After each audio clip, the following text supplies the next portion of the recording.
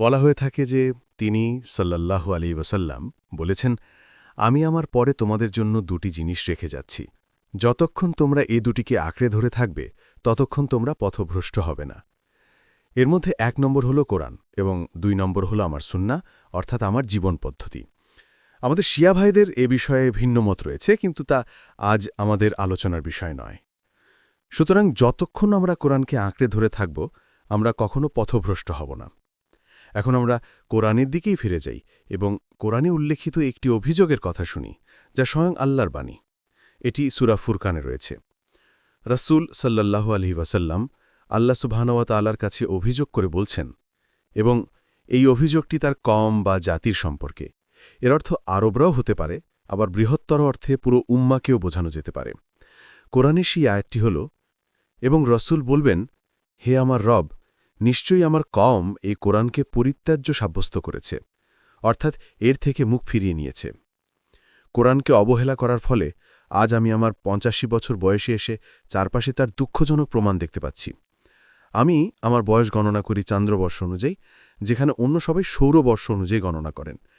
হয়তো তোমরা যারা তরুণ তারা এখনও বিষয়টি সেভাবে দেখতে পাচ্ছ না। এই প্রেক্ষাপট থেকেই আমরা এখন পবিত্র সময়, স্যাক্রেড টাইম কি, তা ব্যাখ্যা করার কাজ শুরু করব। আমি এ বিষয়ে the Quran and the footprints of the দাজ্জাল ইন টাইম নামে একটি বই লিখছি। যখন বইটি প্রকাশিত হবে আপনারা বিষয়টি বিস্তারিত পড়তে পারবেন। আমরা সূরা আত-তাওবার একটি আয়াত দিয়ে শুরু করি।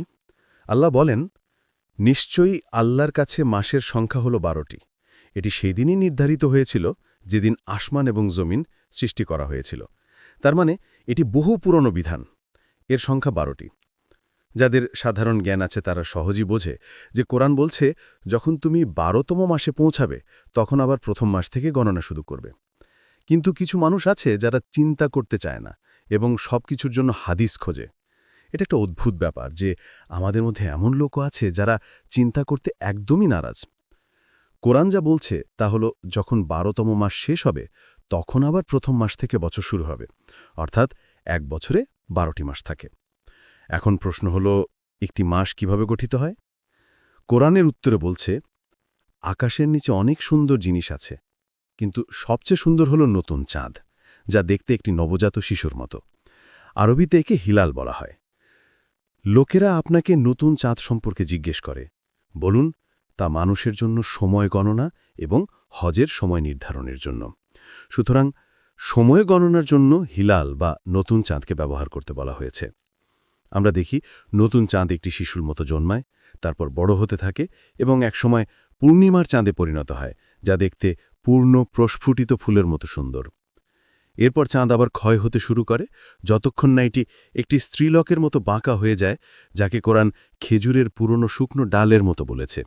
তারপর চাঁদ আকাশে অদৃশ্য হয়ে যায়। যখন চাঁদ অদৃশ্য হয় তখন আকাশে তারারা আরও উজ্জ্বল হয়ে ওঠে। এরপর আবার নতুন শিশুর মতো আরেকটি চাঁদ উদিত হয়, আর এভাবেই একটি মাস পূর্ণ হয়। সুতরাং পবিত্র সময় বিধান অনুযায়ী একটি মাস শুরু হয় একটি নতুন চাঁদ দিয়ে, এবং পরবর্তী নতুন চাঁদ ওঠা পর্যন্ত তা স্থায়ী হয়। তাহলে যে বছরে ১২টি মাস থাকে তা অবশ্যই ১২টি চান্দ্রমাস হবে। আমি গত ৩১শে ডিসেম্বর মালয়েশিয়ার কুয়ালালামপুর থেকে দক্ষিণ আফ্রিকার কেপটাউনে যাচ্ছিলাম। আমি যখন পৌঁছাই তখন বিকেল গড়িয়ে গেছে। ক্লান্ত থাকায় তাড়াতাড়ি ঘুমিয়ে পড়ি। মাঝরাতে গুলির শব্দে আমার ঘুম ভেঙে যায়। আমি ভাবলাম দক্ষিণ আফ্রিকায় হয়তো কোনো বিপ্লব শুরু হয়ে গেছে, কিন্তু পরে জানলাম তারা নববর্ষ উদযাপন করছে। ওহ, তাহলে নববর্ষ এখন আর ১২টি চান্দ্রমাসের উপর ভিত্তি করে হয় না?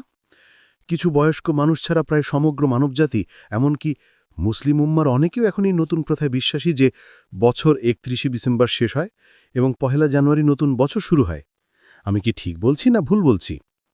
এর মানে হলো প্রায় সমগ্র মানবজাতি পবিত্র সময় বিধানকে পরিত্যাগ করেছে, কোরআনকে অবহেলা করেছে। রাসূল সাল্লাল্লাহু আলাইহি ওয়াসাল্লাম বলেছিলেন, আমি দুটি জিনিস রেখে যাচ্ছি যা আঁকড়ে ধরলে তোমরা পথভ্রষ্ট হবে না। এখন আপনারাই বলুন, আমরা কি সঠিক পথে আছি না পথভ্রষ্ট হয়েছি? এখন আর কেউ ১২টি চান্দ্রমাস নিয়ে মাথা ঘামায় না। সবাই বছর গণনার জন্য সূর্যকে ব্যবহার করছে, অর্থাৎ সৌরবর্ষ অনুসরণ করছে। অথচ আল্লাহ কুরআনে একাধিকবার বলেছেন যে তিনি চাঁদকে বছর গণনা এবং সময় নির্ধারণের জন্য দিয়েছেন। আজকাল আর কেউ এই বছর গণনার জন্য চাঁদকে ব্যবহার করে না। সবাই চাঁদকে পরিত্যাগ করেছে, তবু আমরা বিরিয়ানি খেয়ে আরামে ঘুমিয়ে পড়ি, কোনো চিন্তা নেই। অথচ আমরা সঠিক পথ নির্দেশনা হারিয়ে ঢেলেছি। এখন আসা যাক হজের কথায়। হজের সময়ও নতুন চাঁদ হিলাল দেখে নির্ধারণ করার কথা, কিন্তু সৌদি আরবে এখন চাঁদ দেখার পরিবর্তে গাণিতিক হিসাব বা অ্যাস্ট্রোনমিক্যাল ক্যালকুলেশনের উপর ভিত্তি করে হজের দিন নির্ধারণ করা হয়। তাদের যুক্তি হল, যেহেতু বিজ্ঞান ও প্রযুক্তির যুগ, তাই গাণিতিক হিসাবে যখন প্রমাণিত হয় যে নতুন চাঁদের জন্ম হয়েছে, তখন থেকে নতুন মাস শুরু ধরা হবে। এর জন্য আর চাঁদ দেখার প্রয়োজন নেই। এর ফলে প্রতি বছর হজ ভুল দিনের বদলে ভুল দিনে অনুষ্ঠিত হচ্ছে। কিন্তু এ নিয়ে কথা বলার মতো মানুষ খুব কমই আছে, কারণ আমাদের লোকেরা এখন বিচার বুদ্ধি প্রয়োগ না করে কেবল অনুসরণ করতে অভ্যস্ত হয়ে পড়েছে। তারা মনে করে হজ ভুল দিনে হলে এর জন্য তারা দায়ী নয়। কিন্তু যে হজ ভুল দিনে পালন করা হয় তা একটি ত্রুটিপূর্ণ হজ। মুসলিম বিশ্বে কেন আমার মতো আরও অনেকে এই কথাটি বলছে না? এবার আমরা সপ্তাহের আলোচনায় আসি। তার আগে আমাদের সূরা তাওবার সেই আয়াতে ফিরে যেতে হবে যেখানে 12 মাসের কথা বলা হয়েছে। তার পরের আয়াতে আল্লাহ আরবদের একটি কাজের প্রতি দৃষ্টি আকর্ষণ করেছেন। তারা ব্যবসা বাণিজ্যের জন্য সৌরবর্ষ সম্পর্কে জানত, কারণ এর সাথে ঋতুর সম্পর্ক ছিল, যেমন গ্রীষ্মকালীন এবং শীতকালীন ব্যবসা কাফেলা। তাই তারা চাইত চান্দ্রবর্ষকে সৌরবর্ষের সাথে মিলিয়ে নিতে, যাতে রমজান মাস সবসময় গ্রীষ্মকালে আসে। এটা করার জন্য তারা প্রতি 3 বছর পরপর একটি অতিরিক্ত মাস যোগ করত। ফলে কোনো কোনো বছর 12 মাসের পরিবর্তে 13 মাসের হতো। সময়ের এই পরিবর্তনকে কোরআনে নাসি বলা হয়েছে এবং সূরা তাওবায় আল্লাহ এটাকে কুফরের মধ্যে আরও বৃদ্ধি বলে অভিহিত করেছেন। কুফর শব্দটি বেশ শক্তিশালী। এর অর্থ আল্লাহর পক্ষ থেকে আসা সত্যকে প্রত্যাখ্যান করা বা অমান্য করা। এখন প্রশ্ন হলো, কেউ কুফরি কাজ করলেই কি সে কাফের হয়ে যায়? না, একজন ব্যক্তি তখনই কাফের হয় যখন তার সামনে সত্যকে স্পষ্টভাবে উপস্থাপন করা হয়, সে তা বুঝতে পারে এবং তারপর জেনে শুনে ইচ্ছাকৃতভাবে তা প্রত্যাখ্যান করে। কোরআন বলছে, সময়ের এই বিকৃত ঘটানো কুফরের দিকে এগিয়ে যাওয়ার একটা পথ। তাই যখন আমরা সময় পরিমাপের জন্য সৌরবর্ষকে গ্রহণ করি, তখন আমরা একটা ভুল কাজ করি। জানুয়ারি, ফেব্রুয়ারি এই মাসগুলোর সাথে নতুন চাঁদের কোনো সম্পর্ক নেই। এটি একটি নতুন ধরনের কুফর যা আমাদের ঘিরে ধরেছে। তাহলে সপ্তাহের কি হবে? আল্লাহ কোরআনে বলেছেন যে তিনি আসমান এবং জমিন 6 দিনে সৃষ্টি করেছেন। এই 6 দিনের সৃষ্টি এতই গুরুত্বপূর্ণ ছিল যে আল্লাহ চেয়েছিলেন মানুষ তা স্মরণ করুক। তাই তিনি সপ্তম দিনে বনী ইসরায়েলকে সাবাত বা বিশ্রামের দিনে পালন করার বিধান দিয়েছিলেন। সেদিন কাজ করা, এমনকি মাছ ধরাও নিষিদ্ধ ছিল। এই সপ্তম দিনের বিধান থেকেই আমরা সপ্তাহের ধারণা পাই, যা 7 দিনে গঠিত। প্রথম 6 দিন সৃষ্টির 6 দিনের প্রতীক এবং সপ্তম দিন হল সেই সৃষ্টিকে স্মরণ করার দিন। আমরা আজও 7 দিনে সপ্তাহ পালন করি, কিন্তু সপ্তাহের শেষ দিনটি কি আর বিশ্রামের দিন হিসেবে পালিত হয়? কেবলমাত্র অর্থোডক্স ইহুদিরা ছাড়া আর কেউই সপ্তাহের শেষ দিনটিকে সাবাত হিসেবে পালন করে না। বাকি মানবজাতি রবিবারকে ছুটির দিন হিসেবে পালন করে। মুসলিম বিশ্ব তাই এটিও পবিত্র সময় বিধানকে পরিত্যাগ করার একটি উদাহরণ। আমার মনে আছে, একবার তাফসীরের ক্লাসে আমার শিক্ষক একটি হাদিস বলেছিলেন, যা শুনে আমি ঘুম থেকে চমকে উঠেছিলাম। হাদিসটি ছিল উমার রাদিয়াল্লাহু থেকে বর্ণিত, যেখানে বলা হয়েছিল যে ভবিষ্যতে মানুষ বলবে, আমরা কোরআনে রাজাম বা পাথর নিক্ষেপের আয়াত খুঁজে পাই না। আমি তখন মনে মনে ভাবলাম, এটা কি করে সম্ভব যে কোরআনের একটি আয়াত হারিয়ে যাবে?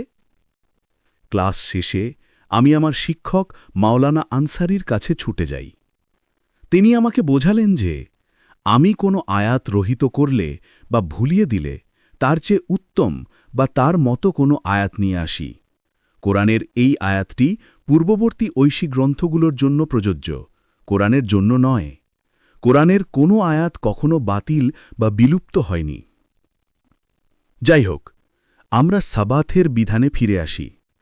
আমাদের জন্য সাবাথের কোনো বিধান নেই।